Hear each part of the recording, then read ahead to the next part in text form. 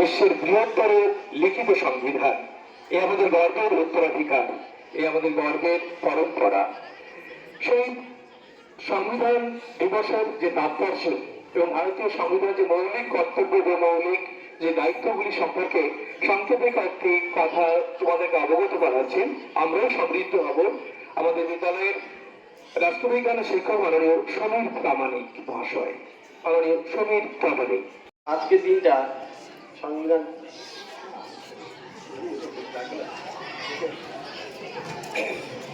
জাতীয় সংবিধান দিবসের প্রাকালে তো ভারতের সংবিধান সম্পর্কে দু চার কথা আমি বলবো। যে আজকের দিনটা যদিও জাতীয় সংবিধান দিবস হিসেবে পালন করার আগে থেকে জাতীয় আইন দিবস হিসেবে পালন করা হতো। 2015 সালের 15ই নভেম্বর মুম্বাইয়ের দাদারে বলের জায়গা, সেখানে ভারতবর্ষের প্রধানমন্ত্রী, বর্তমান যিনি প্রধানমন্ত্রী রয়েছেন নরেন্দ্র মোদী, তো তিনি ডক্টর বি.আর. আম্বেদকরের একটা মানে স্ট্যাচু অফ ইকুয়ালিটি বলে একটা মূর্তি স্থাপন করতে গিয়েছিলেন বা সেখানে উদ্বোধন করতে গিয়েছিলেন।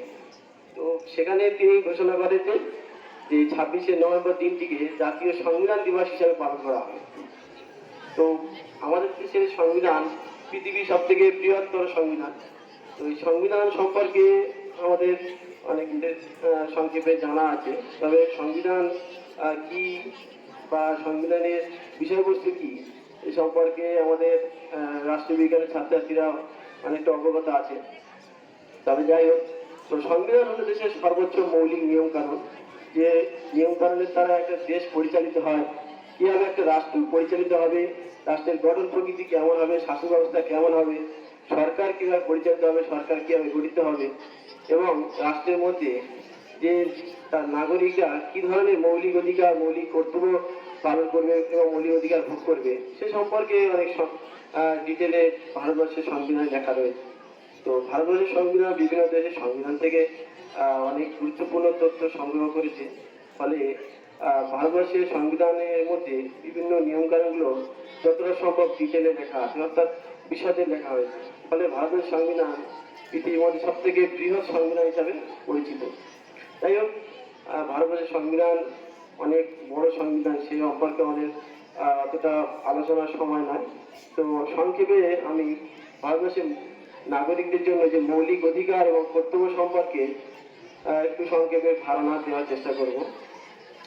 তো ভারতবর্ষে যে সংবিধানের বিভিন্ন ধারা উপধারার মাধ্যমে বাংলাদেশের নাগরিকদের মৌলিক অধিকার সম্পর্কে উল্লেখ করা হয়েছে। যে ভারতবর্ষে 14 থেকে 32 নম্বর ধারায় ভারতবর্ষের মৌলিক অধিকার সম্পর্কে বলা হয়।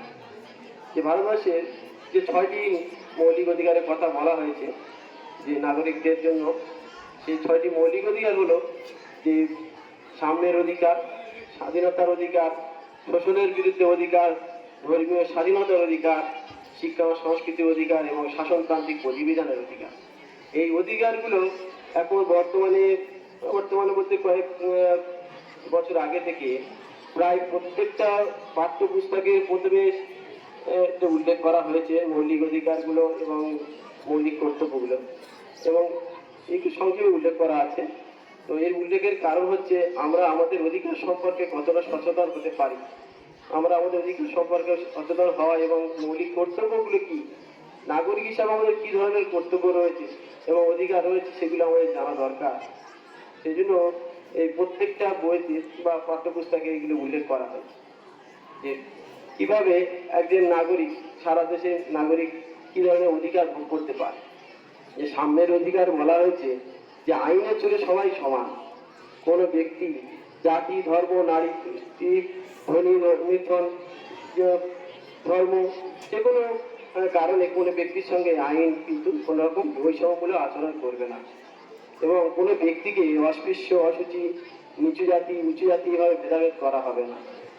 এবং পাশাপাশি বলা হয়েছে যে সরকারি চাকরি লাভের ক্ষেত্রে যে যোগ্যতা অনুযায়ী সবাই তারা মানে জীবিকা অর্জন করতে পারে।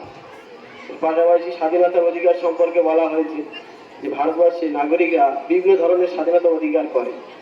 আমরা যেরকম আমাদের মতামত প্রকাশ করতে পারি স্বাধীনভাবে, চলাফেরার অধিকার, জীবিকা নির্বাহের অধিকার, এছাড়া আমাদের আইনগত নানা রকম অধিকার রয়েছে।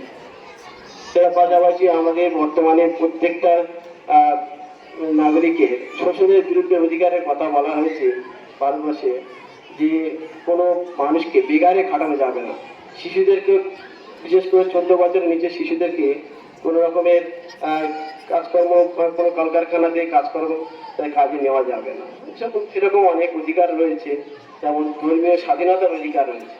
আমাদের দেশে সংবিধানে ধর্ম নিরপেক্ষতার কথা বলা হয়েছে, যে নাগরিকরা তার নিজস্ব বিশ্বাস অনুযায়ী তার ধর্ম পালন করবে ও ধর্মীয় প্রচার করতে পারে, ধর্মীয় শিক্ষা প্রতিষ্ঠান গড়ে তুলতে পারে, এরকম অনেক অধিকারগুলো দেওয়া হয়েছে। তারপরে যেহেতু আমরা একটা স্কুলে পড়াশোনা তোমার করছো, তোমার জানো যে শিক্ষার অধিকার আমাদের দেওয়া হয়েছে। ভারতবর্ষের নাগরিকদের যে শিক্ষার অধিকার মৌলিক অধিকারের মধ্যে রাখা হয়েছে। এমনকি শিক্ষার অধিকার সঙ্গে সঙ্গে শিক্ষার অধিকারের পাশাপাশি সংস্কৃতি অধিকারের কথা বলা হয়েছে, যে তার প্রত্যেকটা সম্প্রদায়, জাতি তার সংস্কৃতি ও লিপি সংরক্ষণ করতে হবে, ধর্মীয় শিক্ষা প্রতিষ্ঠান গড়ে উঠতে পারে, এরকম অনেক অধিকার দেওয়া হয়েছে। পাশাপাশি এই অধিকারগুলো যাতে বলবৎ করা যায়, যদি কোনো নাগরিক অধিকার ভোগে করে বাধার সৃষ্টি হয়, তাহলে তারা আইনের দ্বারস্থ হতে পারে, প্রশাসনের দ্বারস্থ হতে পারে, এমনকি বিচার বিভাগের দ্বারস্থ হতে পারে। সেক্ষেত্রে আদালত, বিশেষ করে হাইকোর্ট এবং সুপ্রিম কোর্ট বিভিন্ন ধরনের শাসনতান্ত্রিক প্রতিবিধানের অধিকারের মাধ্যমে 5 ধরনের লেখা জারি করতে পারে, যে নাগরিকের অধিকারকে বলবৎ করার জন্য রাষ্ট্রকে তার নির্দেশ দিতে পারে। এরকম অধিকারগুলো দেওয়া হয়েছে। এছাড়া ভারতবর্ষে নাগরিকদের 11টি মৌলিক কর্তব্যের কথা বলা হয়েছে। যদিও এই মৌলিক কর্তব্যগুলি ভারতবর্ষের সংবিধানে শুরুতে ছিল না, অর্থাৎ যখন মূল সংবিধানে মৌলিক কর্তব্যগুলো কিন্তু উল্লেখ ছিল না। 1976 সালে 42তম সংবিধান সংশোধনের মাধ্যমে মৌলিক কর্তব্যগুলো অন্তর্ভুক্ত করা হয়। বলা হয় যে প্রত্যেকটা নাগরিক এবং দেশের সমস্ত প্রতিষ্ঠান জাতীয় সঙ্গীত, জাতীয় জাতীয় পতাকা এবং সংবিধানকে মর্যাদা দেবে। নাগরিকরা তাদের দায়িত্ব পালন করবে, দেশের ঐক্য, স্বাধীনতা, ঐক্য রক্ষায়, সংহতি রক্ষায় নিজেদের বিনিয়োগ করবে। এছাড়া বিজ্ঞান মনস্ক হতে বলা হয়েছে যে মৌলিক কর্তব্য।